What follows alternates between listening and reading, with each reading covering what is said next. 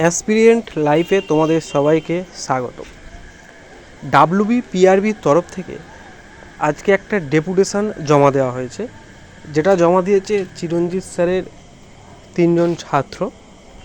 তো সেই জন্য চিরঞ্জিত স্যারকে এবং ওনার ছাত্রকে অসংখ্য ধন্যবাদ এই কথাটা ভাবার জন্য, আমাদের জন্য।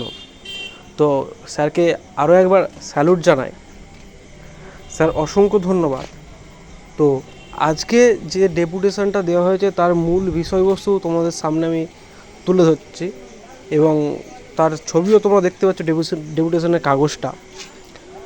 প্রথম যে তথ্যটি উঠে এসছে যে WBPSI এর রেজাল্ট কবে বেরোবে।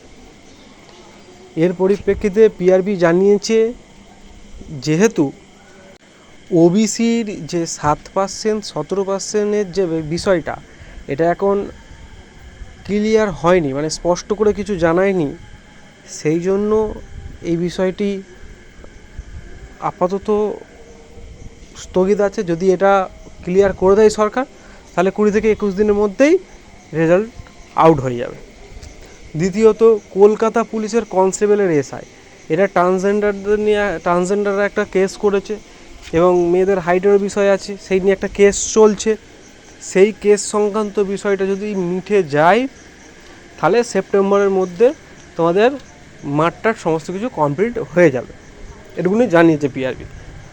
আরও একটা তথ্য কি, WBP কনস্টেবলের যে বিষয়টা, সেটা কিছু কেস যেটা পিআরবি নোটিশ দিয়ে জানিয়েছে যে 6টি কেস আছে, সেই 6টি কেস যদি মিটে যায়, হ্যাঁ, আমরা দেখেছি 8 তারিখ আমাদের সবার চোখ খবরের দিকে ছিল যে কী রায় বেরোয়। তো তারপরে দেখা গেল কি, যে আমাদের তরফ থেকে, অর্থাৎ সরকারের তরফ থেকে কোনো উকিলই সেই দিন উপস্থিত ছিল না, যার কারণে কেসটি পেন্ডিং পড়ে আছে। সেই কেসটি মিটে গেলেই যত সম্ভব তারা চেষ্টা করবে রেজাল্ট আউট করে দেওয়ার।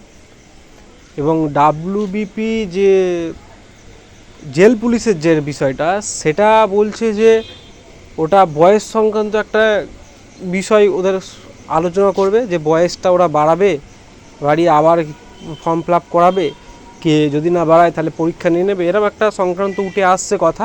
আপাতত এই সমস্ত কিছু তথ্য জানা গিয়েছে। তো পরবর্তী ডেপুটেশনে কি আসে খবর, সেগুলো আমরা আবার পরের জানতে পারবো যদি আবার কিছু ঘটে। তো তার জন্য তোমরা এই চ্যানেলটা সাবস্ক্রাইব এবং ফলো করে রাখো। যদি কিছু জানি অবশ্যই তোমাদেরকে শেয়ার করব, এবং তোমরাও তোমাদের বন্ধুদের কাছে প্রচুর পরিমাণে শেয়ার করে দাও, যাতে তারাও একটু চিন্তামুক্ত হয়।